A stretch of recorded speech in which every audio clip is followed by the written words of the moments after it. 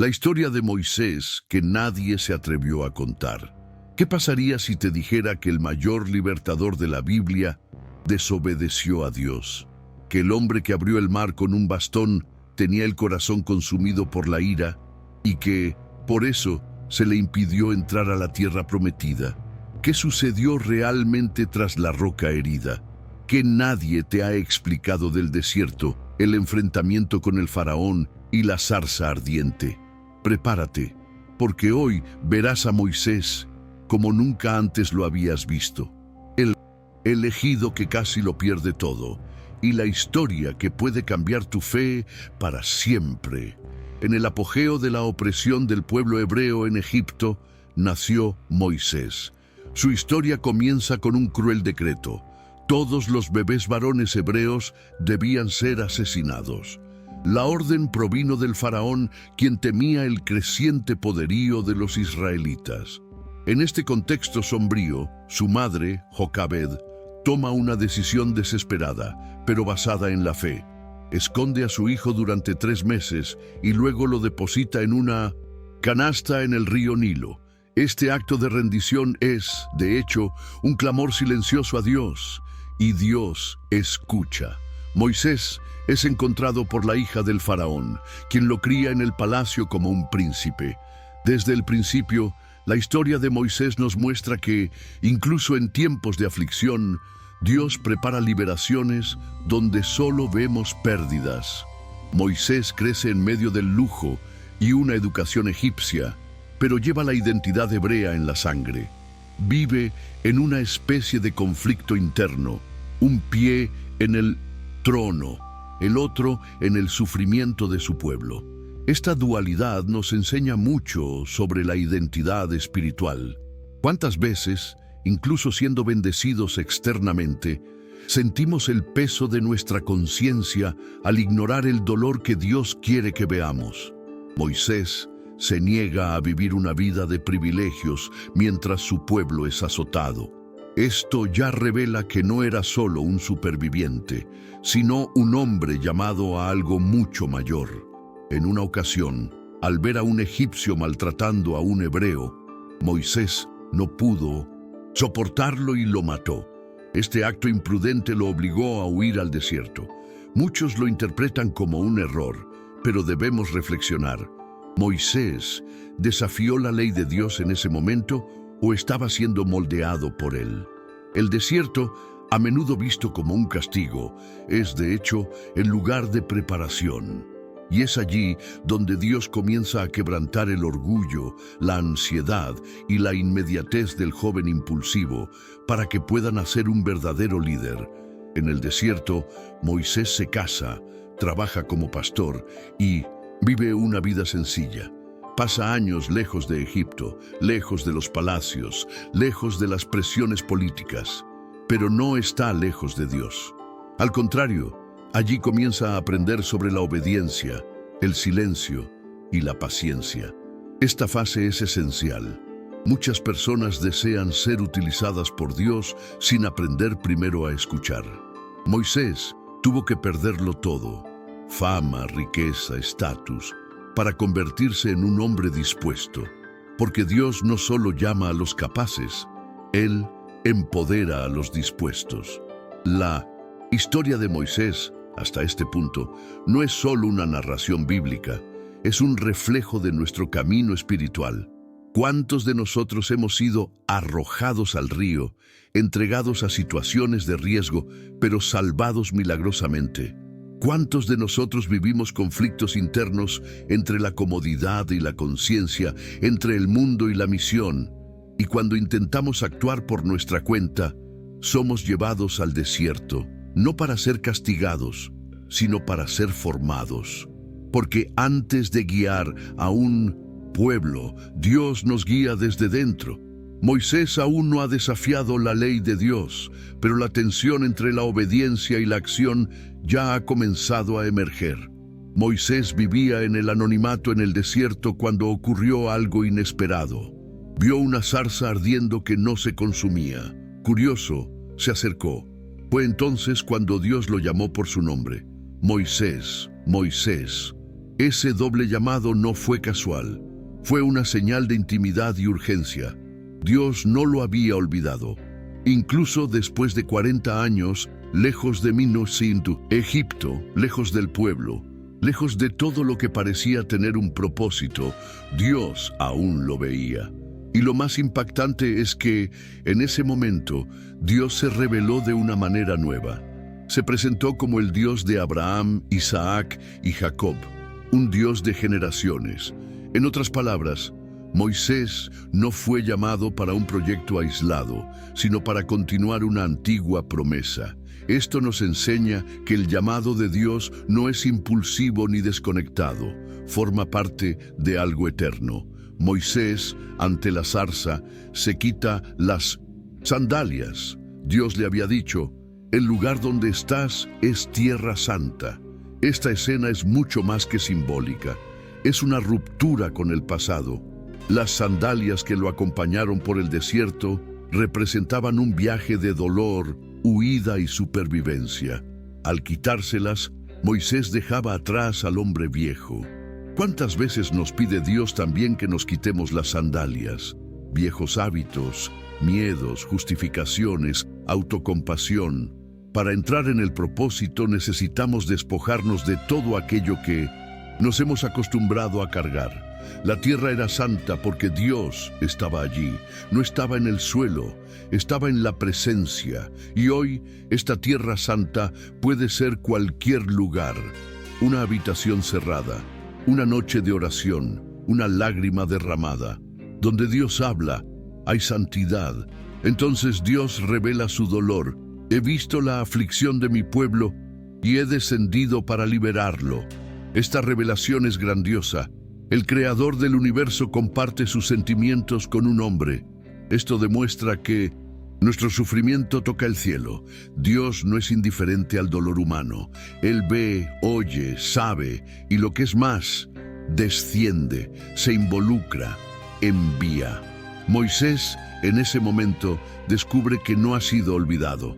Al contrario, ha sido preservado para un momento clave.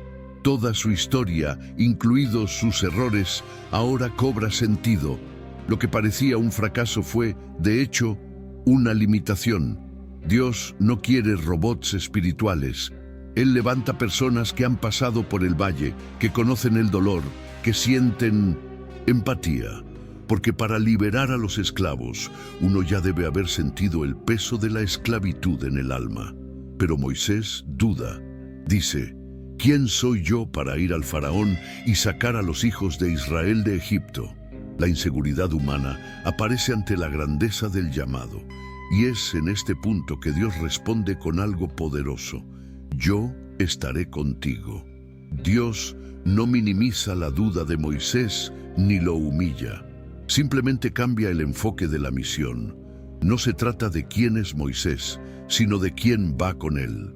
¿Cuántas veces nos hemos sentido también incapaces?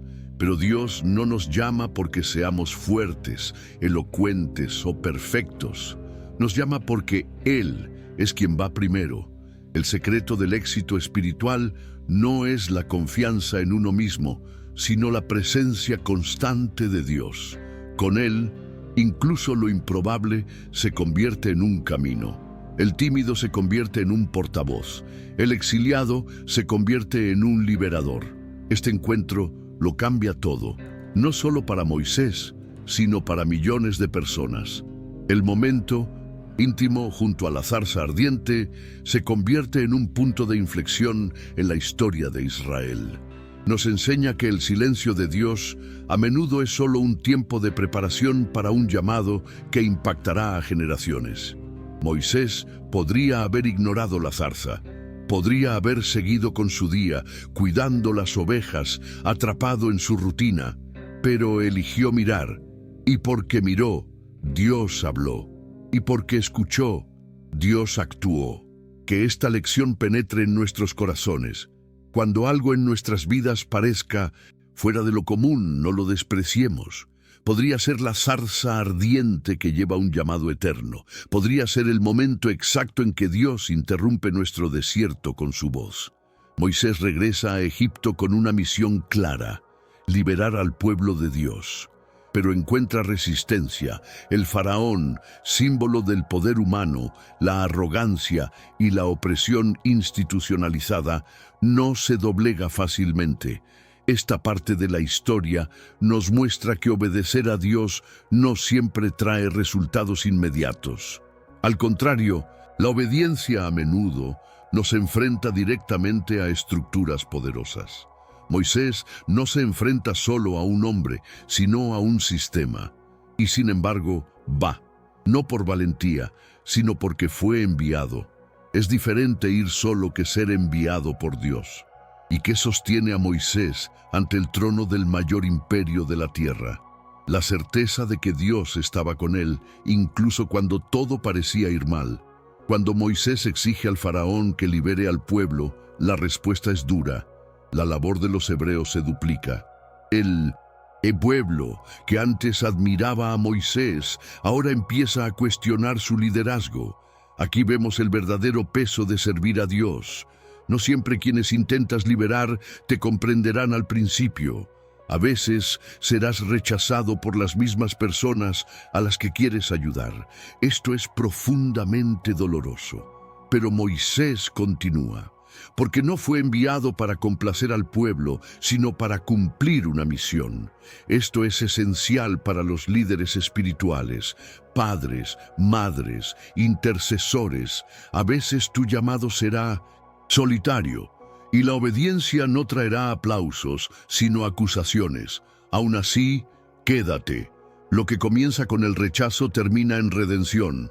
Las plagas enviadas por Dios no son solo castigos, son manifestaciones del poder divino ante la resistencia humana. Cada plaga ataca a un Dios de Egipto, revelando que el Dios de Israel es soberano sobre todo. Pero también son una forma de misericordia. Dios podría destruir a Egipto con una sola palabra, pero elige actuar por etapas, dándole tiempo al faraón para arrepentirse. Esto nos muestra que el juicio de Dios es sobre todo un llamado a la reflexión. Con cada plaga, el faraón endurece su corazón. Y esto también es una lección para nosotros. Cuando Dios habla, debemos responder con humildad. El corazón que se cierra a la voz del Espíritu corre el riesgo de perderlo todo. El faraón perdió, no porque Dios quisiera su destrucción, sino porque rechazó toda oportunidad de doblegarse. Moisés, a su vez, madura en medio de la batalla.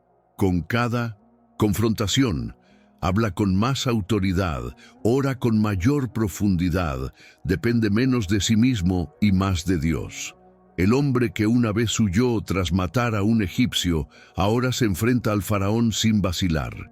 Esto muestra la transformación que el tiempo con Dios produce en un líder. Ya no se deja llevar por la ira, sino por las palabras. Ya no actúa por las emociones, sino por la instrucción divina. Este es el verdadero crecimiento espiritual.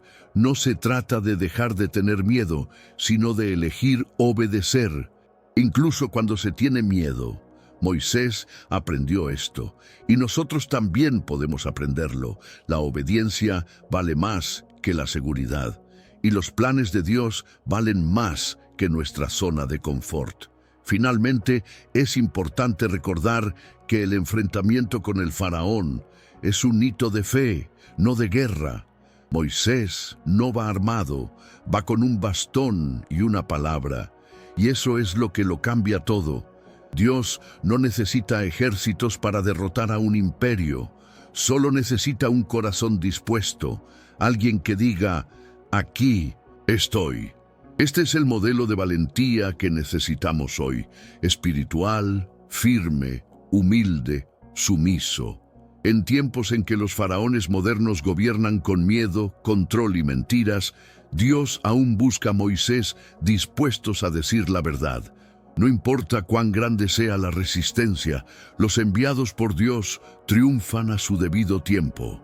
El enfrentamiento puede ser duro, pero la liberación llegará. Tras la última plaga, cuando los primogénitos de Egipto fueron asesinados, el faraón finalmente liberó a los hebreos. Moisés condujo al pueblo fuera de la tierra de esclavitud hacia la promesa, pero el camino hacia la liberación no es una línea recta. Dios les indicó que tomaran una ruta más larga, desviándose de la habitual. ¿Por qué? Porque Dios sabía que, al ver a los filisteos luchando, podrían querer regresar a Egipto. He aquí una de las mayores verdades de la vida cristiana. Dios no solo nos libera del Egipto físico, sino también de la esclavitud emocional y espiritual que nos ata al pasado. El pueblo era libre, pero aún no estaba preparado. Y Dios, como buen Padre, no nos conduce a batallas para las que no estamos preparados. La ruta más larga era, de hecho, la más segura. Aún así, el pueblo pronto se enfrenta a un nuevo obstáculo: el Mar Rojo frente a ellos y el ejército del faraón detrás. La desesperación se apodera de ellos. Gritan, murmuran y acusan a Moisés. Este es el momento típico en que la fe flaquea. Y Moisés hace algo sorprendente. Clama a Dios, y Dios responde con firmeza. ¿Por qué clamas a mí? Dile al pueblo que marche. Esto nos enseña que hay momentos en que la oración no es suficiente. Hay que actuar. La verdadera fe no es solo contemplativa, es práctica. Requiere pasos. El mar aún no se abría, pero la orden era caminar. Los milagros ocurren cuando hay movimiento. A veces esperamos a que Dios nos abra el camino y solo entonces decidimos seguirlo. Pero el cielo responde a la valentía. Moisés extiende su mano sobre el mar y durante toda la noche el viento de Dios sopla. Y aquí hay un detalle que a menudo se pasa por alto. El milagro fue gradual, no fue instantáneo. Dios movió las aguas con el tiempo, con el viento, con paciencia. Esto revela un principio precioso. Los milagros duraderos se construyen sobre una fe constante. Al separarse las aguas, Dios transforma no solo la escena, sino también los corazones del pueblo. Al amanecer, la tierra está seca y el camino está listo. Caminan a través del milagro, literalmente, y esto es poderoso. El mismo mar que simbolizaba el fin se convierte en un paso. Lo que era una amenaza se convierte en una vía de escape. Porque con Dios, incluso las aguas se organizan para cooperar con sus planes. El pueblo cruza al otro lado y el enemigo lo sigue. Pero el mar, que para algunos fue liberación, para otros se convierte en juicio.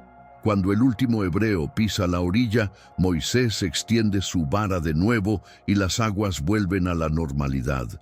El ejército del faraón se ahoga. Esto pone fin no solo a una persecución, sino a una era de esclavitud.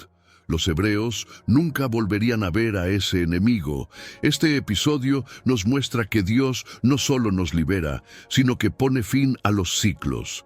No solo nos libera de la opresión, sino que la destruye para que nunca regrese. A veces Dios nos lleva al límite solo para demostrar que en el momento oportuno interviene por completo. Cierra puertas que nadie puede abrir. Y cuando sella, queda sellado. Tras el milagro, el pueblo celebra. Miriam toma la pandereta y dirige a las mujeres en alabanza. El cruce se convierte en un canto, y esto es esencial. Aprender a agradecer después de la tormenta. No se trata solo de ganar, sino de reconocer a quien ganó por nosotros. La alabanza después de la guerra sella el recuerdo del milagro en el corazón, porque los seres humanos tienden a olvidar. La fe se renueva cuando hay gratitud. El Mar Rojo no es solo una historia antigua, es una metáfora viviente para todos los que enfrentamos crisis, callejones sin salida y presiones. Cuando todo parezca desesperanzado, recuerda, el Dios que partió el mar aún abre caminos donde no hay camino, y su imposible comienza cuando perdemos el control. Después de tantos milagros, el pueblo de Israel seguía mostrando ingratitud e incredulidad. En el desierto murmuraron, se quejaron y se rebelaron contra Moisés y contra Dios. Incluso después de ver cómo el mar se abría, el maná caía del cielo y el agua brotaba de la roca, seguían cuestionando la guía y el cuidado de Dios. Esto revela una profunda verdad sobre los seres humanos. Los milagros no garantizan la fidelidad, hay que trabajar el corazón. El pueblo no solo necesitaba salir de Egipto físicamente, Egipto seguía dentro de ellos.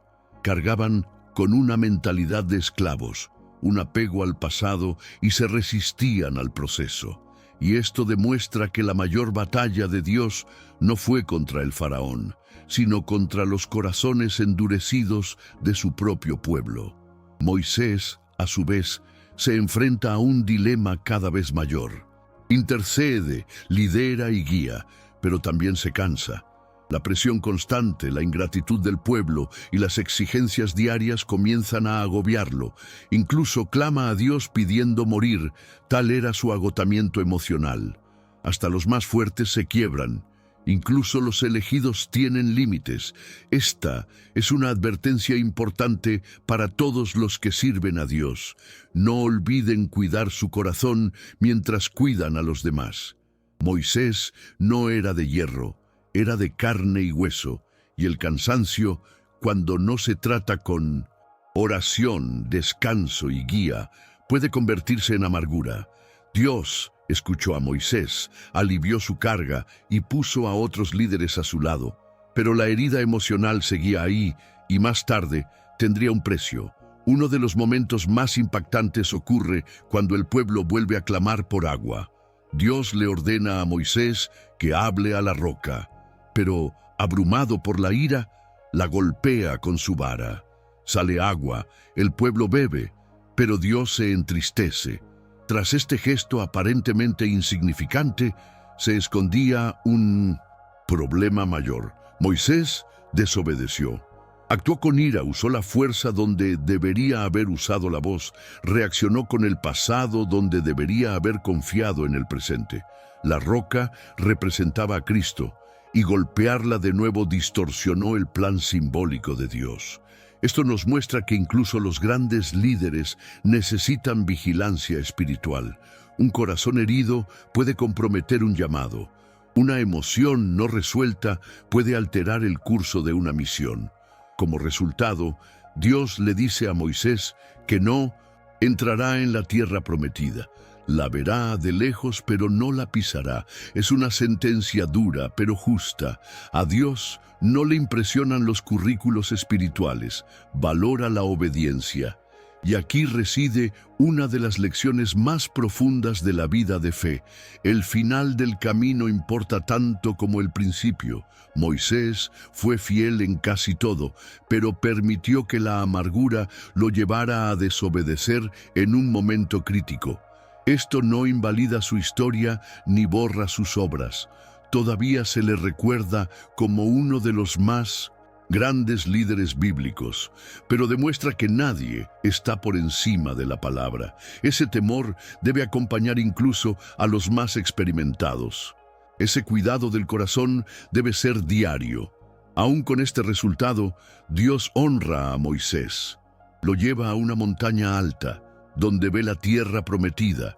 Luego, Dios mismo lo entierra en un lugar desconocido. Esto es hermoso. Dios no solo usa a Moisés hasta el final, sino que lo honra hasta el final. Su misión se cumple, aunque no de la manera que él imaginó. Josué toma la iniciativa, el pueblo avanza y Moisés se hace eterno en la memoria de Israel. Su historia es una mezcla de fortaleza y debilidad, fe y fracaso, liderazgo y humanidad. Y eso es lo que la hace tan inspiradora, porque al final no se trata de perfección, se trata de voluntad. Moisés se desafió a sí mismo, se enfrentó a los hombres e incluso cuestionó a Dios, pero sobre todo permaneció fiel hasta donde pudo. Y eso es suficiente, porque Dios conoce el corazón. Moisés no era perfecto, y quizás por eso nos representa tanto. Un hombre que sintió miedo, que dudó, que fracasó, pero que aún así fue usado por Dios de manera sobrenatural. Esta historia nos recuerda que Dios no elige a los capaces, Él empodera a los heridos. a los cansados y a los dispuestos. El verdadero desafío no fue Egipto, fue el corazón. Y quizás hoy tu mayor desafío también sea este: sanar tu corazón antes de continuar tu camino. ¿Con qué frecuencia dejamos que la ira nos guíe como Moisés ante la roca? ¿Con qué frecuencia actuamos con fuerza cuando Dios solo quería que habláramos? La lección aquí es clara. Incluso los elegidos necesitan observar. El desierto revela, la confrontación perfecciona, y el silencio de Dios no es ausencia, es preparación. Puede que estés viviendo en la selva, o tal vez estés frente al Mar Rojo. No importa dónde estés, Dios sigue llamando, sigue enviando, sigue transformando. Ahora quiero invitarte. Comenta abajo con la frase "Elijo obedecer" si este mensaje te ha llamado la atención. Y si quieres que ore por tu vida, deja tu nombre. Oraré contigo esta semana. Dale me gusta, compártelo con alguien que necesite escuchar esto y no olvides suscribirte, porque cada semana tenemos reflexiones que van más allá de lo superficial, llegando a donde solo la fe puede llegar. No estás solo. Dios sigue hablando y quizás hoy te habló.